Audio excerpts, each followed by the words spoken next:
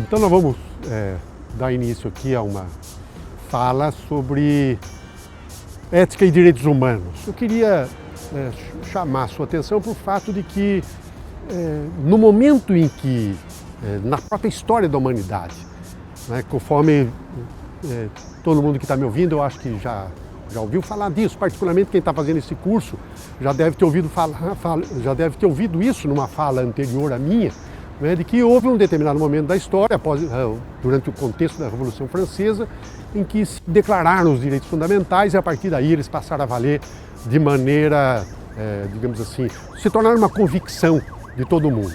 Por trás dessa ideia está contida a interpretação de que basta declarar algo para que esse algo se torne direito. Quer dizer, quando se trata de direitos fundamentais, bastaria declará-los e que isso, a simples declaração é suficiente para fazer com que um determinado enunciado, por exemplo, se torne um enunciado válido do ponto de vista de constituição de direitos. Então, nesse ponto, teve uma linha de argumentação que foi buscar inspiração para essa ideia de que é necessário declarar direitos humanos, ou de que pelo menos é razoável, é racional, enfim, corresponde à modernidade declarar direitos humanos. Por quê? Porque os gregos, particularmente um filósofo grego, um pensador grego que era Aristóteles, fazia uma distinção entre a essência, aquilo que cada um é.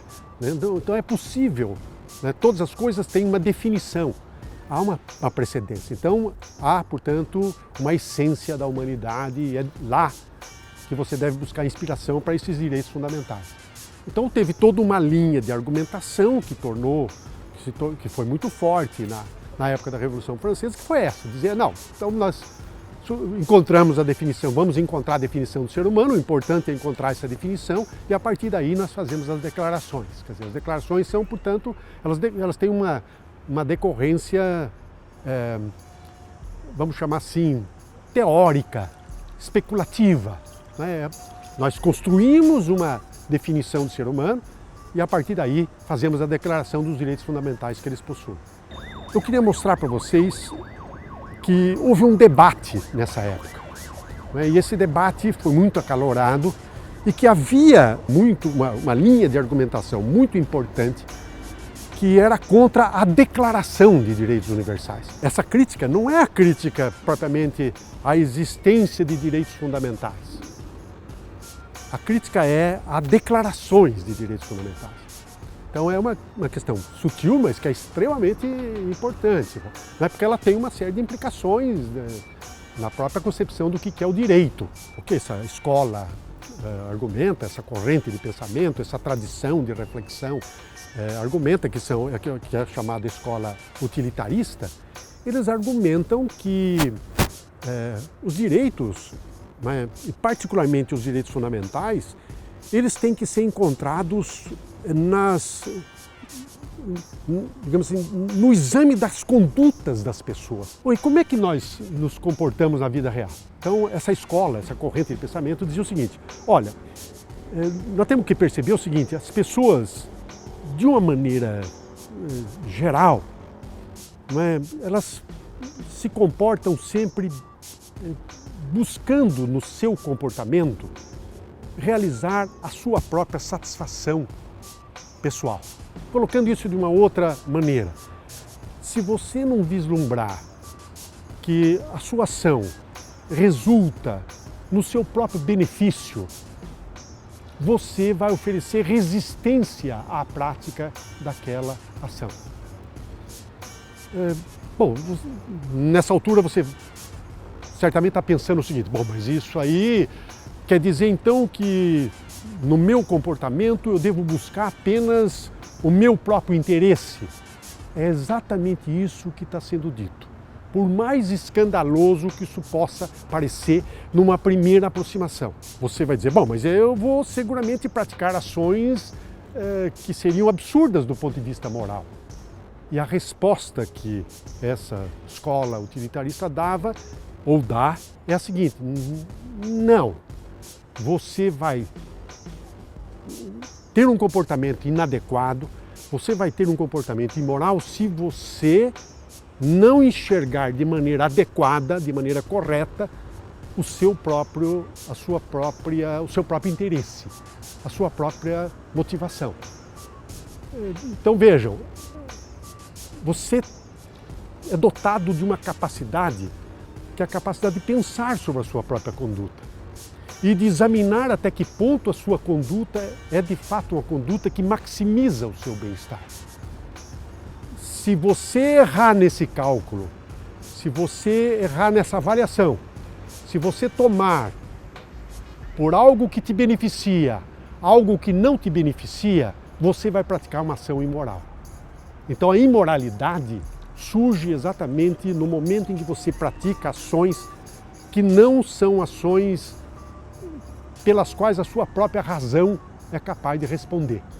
Quer dizer, você é dotado da capacidade de pensar. E essa capacidade de pensar é suficiente para fazer com que você perceba qual é o interesse que de fato você tem, quer dizer, qual é o seu bem-estar e qual é a ação que é adequada ao seu bem-estar. E você vai ver que quando você faz a adequação da sua conduta ao seu bem-estar, o resultado nunca é algo que pode ser considerado imoral. Portanto, você tem que avaliar o seu desejo e separar os seus desejos inadequados, que são aqueles dos quais a sua razão não dá conta, e desejos que são adequados, que seriam desejos que a sua razão dá conta. Mas a ética consequencialista, o que ela está propondo é isto, é que o que nós chamamos de moralidade é exatamente essa perspectiva pela qual nós olhamos as nossas condutas, né, e enxergamos as condutas que devem ser praticadas.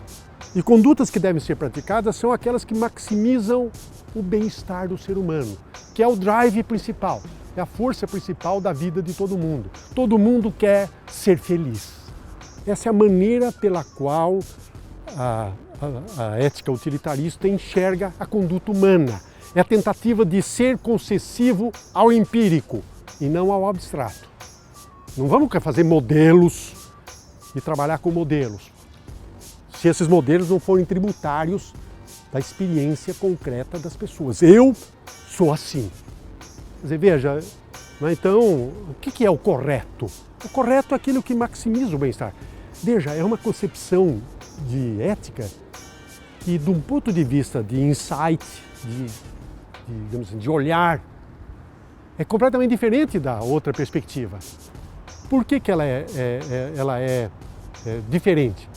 Porque em muitas outras maneiras de interpretar a ética, o ético é aquilo que macera, que castiga, que sacrifica os seus desejos mais significativos para a vida. Frustrante, vamos chamar assim, de certa forma.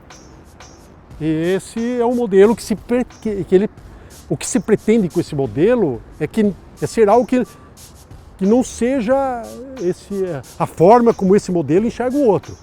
Quer dizer, seguramente a ética utilitarista enxerga que essa felicidade é uma felicidade empírica, concreta, não é uma felicidade abstrata de, por exemplo, ter o dever cumprido, saber que você cumpriu o dever. Não, eu quero saber como é que eu vou estar no final da minha ação. Se eu vou estar bem, se eu vou estar se sentindo bem, se eu vou estar entusiasmado com a vida ou decepcionado com a vida. Você entendeu? Quer dizer, então, parece que concretamente a gente está muito mais entusiasmado com a vida quando está feliz, quando consegue se perceber como alguém feliz. E quando é que a gente está feliz? Quando maximiza prazer. E prazer aqui é no sentido mais simples que você possa imaginar. Depois nós vamos qualificar, porque a sua razão é que vai dizer o que é o prazer ou não.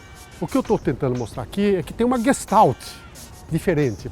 Uma coisa é você achar que direitos fundamentais basta fazer declaração, basta você fazer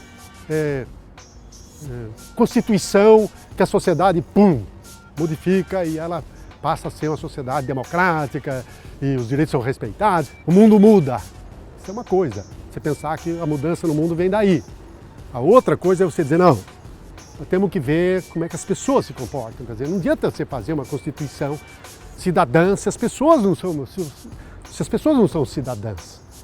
Né? Enfim, se você não tiver experiências de liberdade, se você não tiver experiências de igualdade, se você não tiver experiências de educacionais, respeito por educação, você não precisa de você não demanda liberdade, você usa a liberdade de uma maneira absolutamente equivocada. Tem que vir uma outra gestalt, né? Uma outra maneira, é uma outra perspectiva. Direitos fundamentais que tem a ver com a maneira como o mundo está montado, a maneira como as pessoas existem e das forças que movem as pessoas a se comportarem.